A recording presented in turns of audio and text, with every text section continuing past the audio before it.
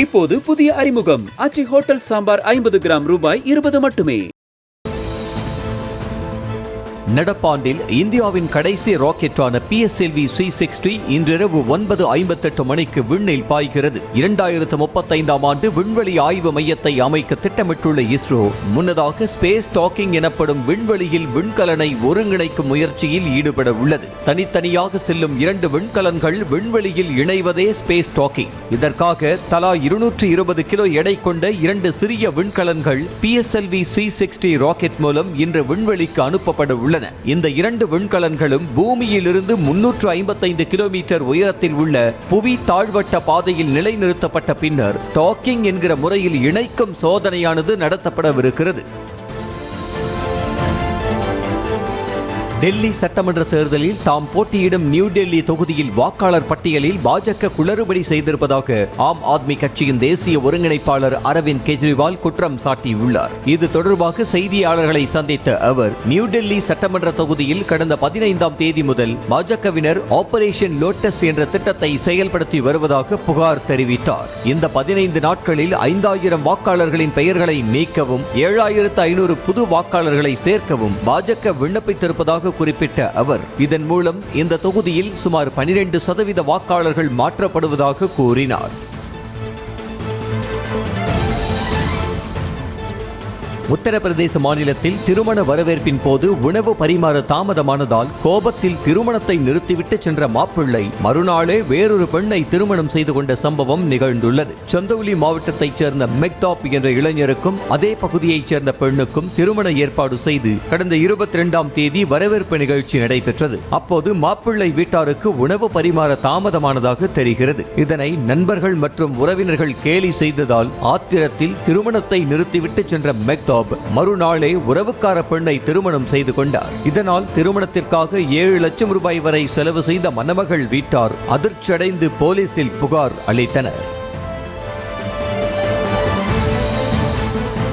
குஜராத் மாநிலம் பரூச்சில் ரசாயன தொழிற்சாலையில் விஷவாயு கசிந்த விபத்தில் 4 தொழிலாளர்கள் மூச்சு திணறி உயிரிழந்தனர். தாகேஜில் உள்ள GFL தொழிற்சாலையில் வால்வு ஒன்றில் பழுது ஏற்பட்டு விஷவாயு கசிவு ஏற்பட்டுள்ளது. இதனை சுவாசித்த 4 தொழிலாளர்கள் மயக்கமடைந்த நிலையில் அவர்களை சக தொழிலாளர்கள் மீட்டு மருத்துவமனையில் அனுமதித்தனர். ஆனால் அவர்கள் சிகிச்சை பலனின்றி உயிரிழந்தனர். இதையடுத்து உயிரிழந்தோர் குடும்பத்திற்கு தலா 30 லட்சம் ரூபாய் நிதியுதவி வழங்கப்படும் என தொழிற்சாலை தரப்பில் அறிவிக்கப்பட்ட நிலையில் விபத்து குறித்து விசாரணை நடந்து வருகிறது.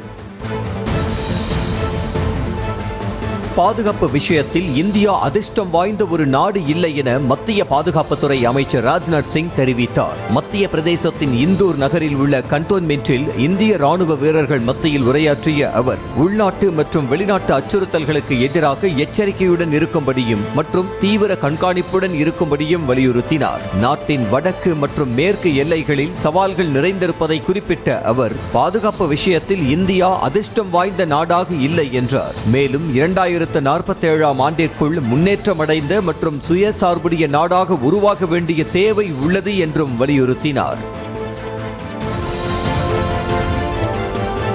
பீகார் தலைநகர் பாட்னாவில் மாநில அரசு பணியாளர் தேர்வாணையத்தை கண்டித்து போராட்டத்தில் ஈடுபட்ட தேர்வர்கள் மீது போலீசார் தாக்குதல் நடத்திய சம்பவத்திற்கு முன்னாள் துணை முதலமைச்சர் தேஜஸ்வி யாதவ் கண்டனம் தெரிவித்துள்ளார். இது தொடர்பாக வீடியோ வெளியிட்டு பேசியுள்ள அவர் தேர்வர்களை போலீசார் தாக்கியது மிகவும் வேதனை அளிப்பதாக தெரிவித்துள்ளார். இதில் பலர் படுகாயமடைந்திருப்பதாக கவலை தெரிவித்த அவர் தாமும் ஒரு இளைஞன் என்பதால் அவர்களின் நிலைமையை தம்மால் புரிந்து கொள்ள முடிவதாக தெரிவித்துள்ளார்.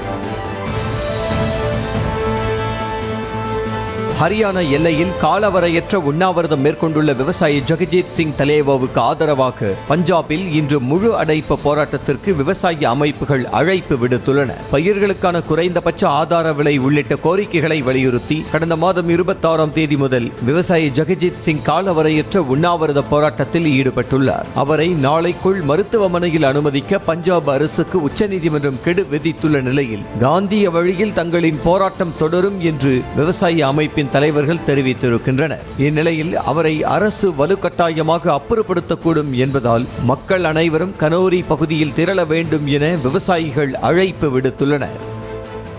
இப்போது புதிய அறிமுகம் ஆச்சி ஹோட்டல் சாம்பார் 50 கிராம் ரூபாய் 20 மட்டுமே.